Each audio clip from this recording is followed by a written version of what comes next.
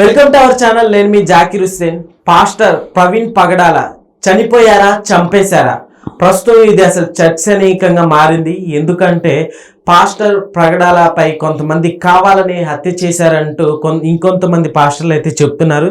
అసలు ఏం జరిగింది, దీని గురించి డిస్కస్ చేద్దాం. ప్రస్తుతం మనతోటి సినీ క్రిటిక్ దాసరి విజ్ఞాన్ ఉన్నారు. వెల్కమ్ చెప్పేద్దాం. Hi sir. అయితే పాస్టర్ ప్రవీణ్ గారు ఉన్నారు కదా, ఆయన అంటే ఒక శవమై కనిపించారు. అసలు ఇది చంపేశారా లేకుంటే ఆయన యాక్సిడెంట్ అయి చనిపోయారా అనేది ఇప్పుడు హాట్ టాపిక్గా మారింది. అసలు ఏం చెప్తారు దీని గురించి? One second. ఆంధ్రప్రదేశ్లో ఎన్ని ప్రభుత్వాలు మారినా ఒంటి మీద గొడ్డలి పోట్లు, మెడ నిండా గాయాలు, చేతి నిండా గాయాలు ఉండి మనుషులు చచ్చిపోతున్నా 6 ఏళ్ల వార్షికోత్సవాలు 7 ఏళ్ల వార్షికోత్సవాలు చేసుకుంటున్నారే తప్పితే నట్టింట్లో శవం 5 ఏళ్ళినా సరే వాళ్ళని ఎవరు చంపారనేది తేలట్ల. వివేక హత్య కేసు దగ్గర నుంచి మొదలు పెడితే ఇప్పుడు పాస్టర్ గారి గురించి మాట్లాడుకుందాం. ప్రవీణ్ పగడాల గారికి కడపతో కొంచెం సంబంధం ఉంది, హైదరాబాద్తో సంబంధం ఉంది, ఇక మినిస్ట్రీస్ విస్తరించిన చోట సంబంధం ఉంది. సరే, ఆ బెల్లంపల్లి, మంచిర్యాల అటువైపు కూడా ఒకవేళ వెళ్తే అక్కడ ఏమైనా కార్యకలాపాలు చేస్తే అక్కడో సంబంధం.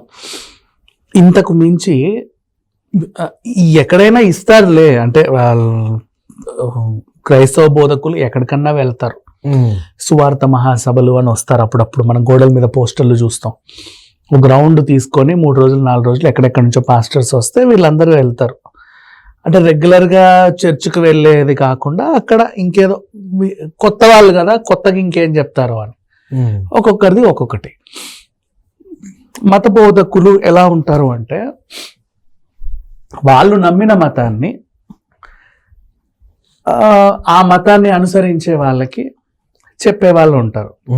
కొంతమంది అన్య మతస్థులు వేరే వాళ్ళని వాళ్ళ మతంలో కలుపుకోవడానికి ట్రై చేసే వాళ్ళు కూడా ఉంటారు. ఓకే, మంచో చెడో వాళ్ళని నమ్మే వాళ్ళకి మాయమంత్రాలు చేసి చూపించే వాళ్ళు కూడా ఉంటారు.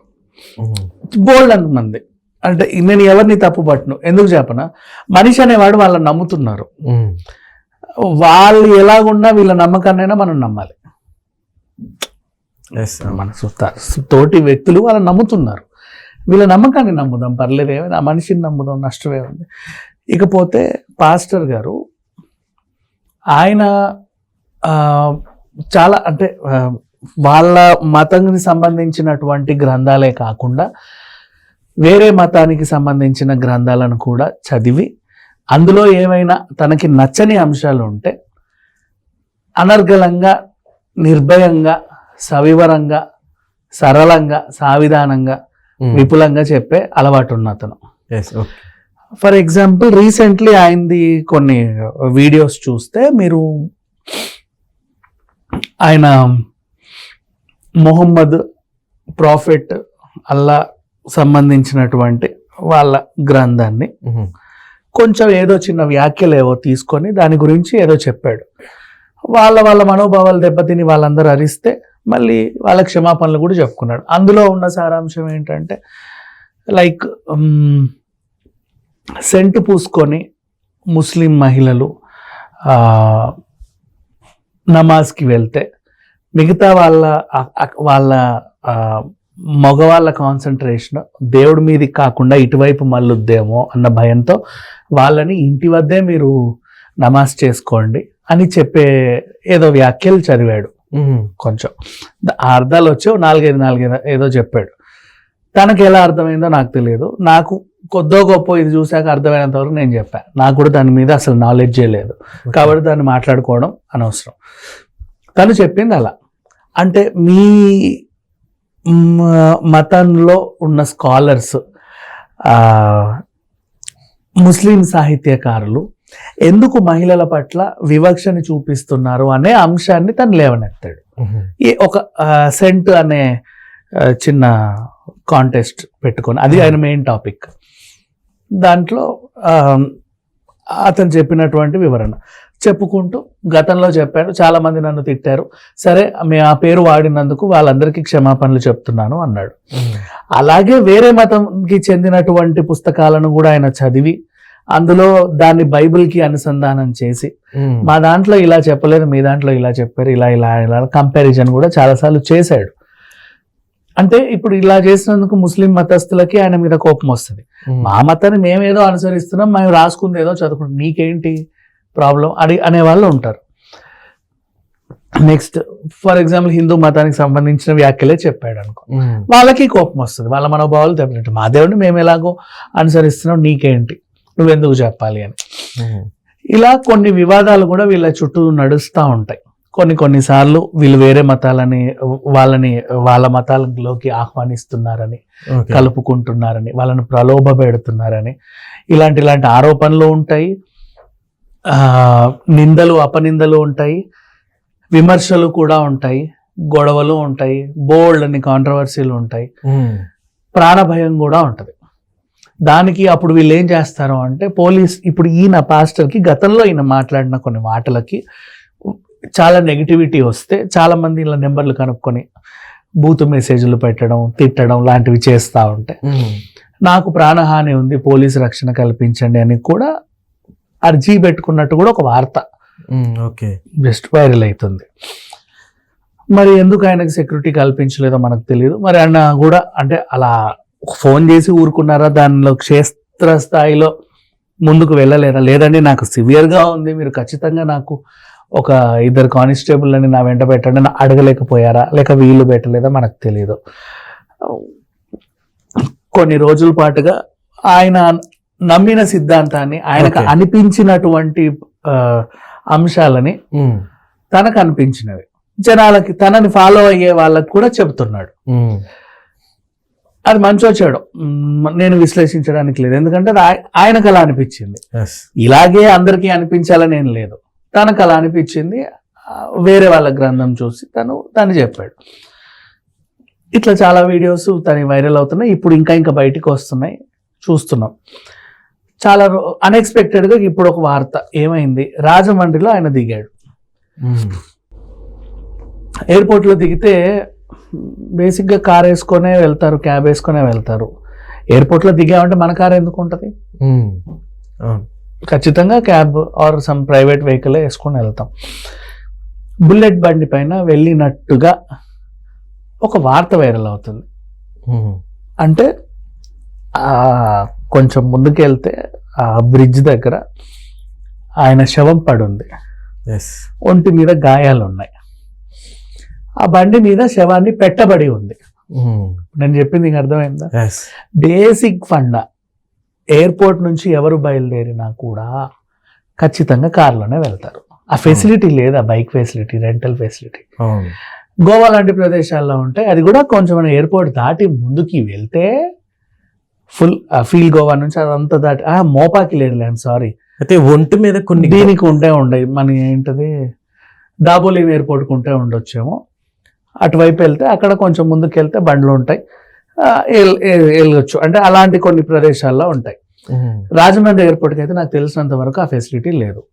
అలాంటిది పైగా బుల్లెట్ బండి కూడా ఎవరు ఈయనకు కూడా అవసరం లేదు. ఫస్ట్ ఆఫ్ ఆల్ అసలు ఆ ఊరులో బుల్లెట్ బండి వేసుకొని ఎందుకు తిరగాలి అంటే, ఈయన బండి వేసుకొని వచ్చాడు, అలా తిరుగుతూ ఉంటే ఏదో యాక్సిడెంట్ అయిందో, ఏదో గుద్దిందో, పడ్డాడో, అలా తగిలిన గాయాలు ఇవి అని చిత్రీకరించేలాగా ఆయన శవాన్ని అక్కడ పెట్టారు. ఆల్రెడీ మనుషులు తన్ని చంపేసి. This is 100% true.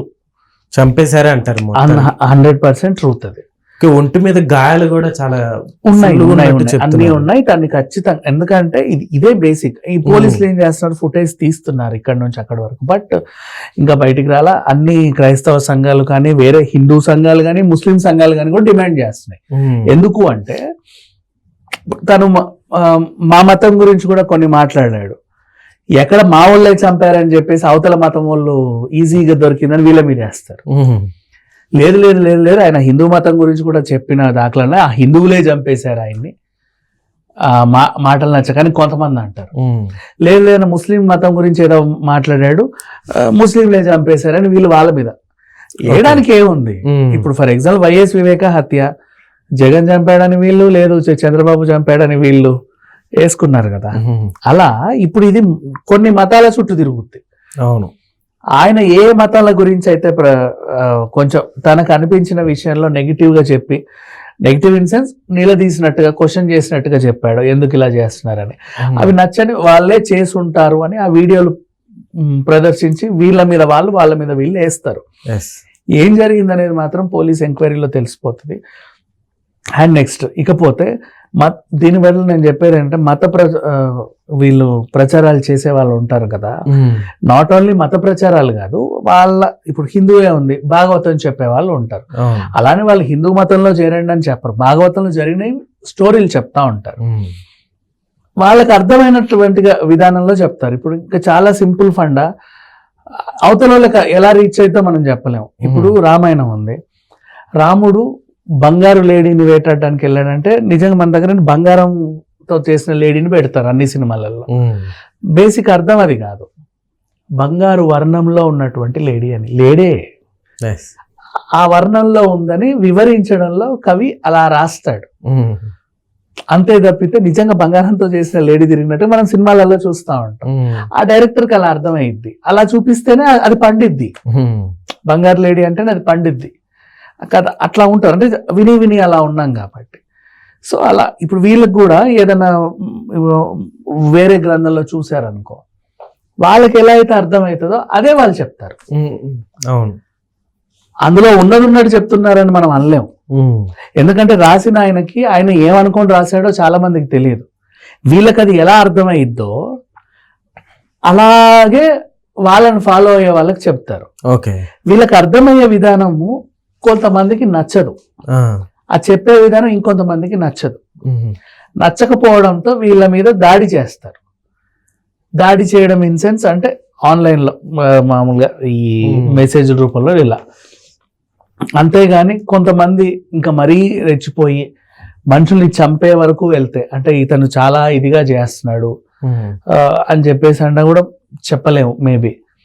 సో అలా ఇలా మత ప్రచారాలు చేసే వాళ్ళు ఎప్పుడైనా సరే చనిపోయారు అంటే మెయిన్ దాన్ని స్పెక్యులేషన్స్ చేయకుండా పోలీస్ వాళ్ళకి అప్పచెప్పాలి. ఎవరు ఏం మాట్లాడినా సరే చాలా సెన్సిటివ్ ఇష్యూ అది. ఇప్పుడు వాళ్ళు ఎవరో క్రైస్తవ సంఘాల వాళ్ళు వచ్చారు, హిందువులే చంపారు అంటారు. వీళ్ళకి మరి అలా ఎలా అంటారు మీరు? మళ్ళీ వీళ్ళు వెళ్ళి వాళ్ళ మీద దాడి, వాళ్ళు వెళ్ళి వీళ్ళ మీద దాడి, కొట్టుకు చేస్తారు. అలా చాలా సెన్సిటివ్ ఇష్యూస్ ఇవి. ఎప్పుడు ఏమి అనొద్దు ఎవరిని కూడా. చట్టం తన పంతం చేసుకుంటది, కోర్టులో తేల్చుకుంటారు వాళ్ళు. అప్పుడు ఆ కోర్టు ఏదో తీర్పు ఇస్తుంది, వీళ్ళు ఆ తీర్పు వీళ్ళకి నచ్చిందా లేదా మళ్ళీ పోరాడండి, నష్టమేం లేదు. అప్పుడు కోర్టుతో పోరాడండి, మీరు ఇచ్చిన తీర్పు మా మనోభావాలు దెబ్బతీసింది అని. మనుషులు మాట్లాడుకుంటేనే ఇట్లాంటివన్నీ అవుతాయి. అండ్ ఇక ఓవరాల్ కన్క్లూజన్, ఈయన మాత్రం ఖచ్చితంగా ఎవరో కావాలని చేసిందే. ఎందుకంటే అవుట్ అండ్ అవుట్ 100% ఎయిర్పోర్ట్ నుంచి కారులోనే రావాలి, బుల్లెట్ ఎక్కే అంత ఇది లేదు. అండ్ ఆ బుల్లెట్ అక్కడ ఆయనకు అవసరము లేదు, ఎవరు ఇవ్వాలో కూడా తెలియదు, అవుట్ ఆఫ్ సిలబస్ అది. చంపేసి ఇష్టం ఉన్నట్టుగా కొట్టి చంపేసి ఆ బుల్లెట్ పైన అలా పెట్టారు, ఏదో న్యాచురల్గా ఉంటుంది అని, చూసే వాళ్ళకి అలా అనిపిస్తుంది అని. సో వీళ్ళు డిమాండ్ చేయడం కరెక్టే, బట్ డిమాండ్ చేయండి, ఏం జరిగిందో తెలుసుకోవడానికి డిమాండ్ చేయండి, మాకు న్యాయం జరగాలని డిమాండ్ చేయండి. అంతేకాని ఈ చావు కారణం వాళ్ళే వీళ్ళే అని ఈ మతం వాళ్ళు వాళ్ళపైన, ఆ మతం వాళ్ళు వీళ్ళ మీద వేసుకోవడం, అది ఇంకా పెద్ద రభస అవుతుంది. Okay sir, thank you.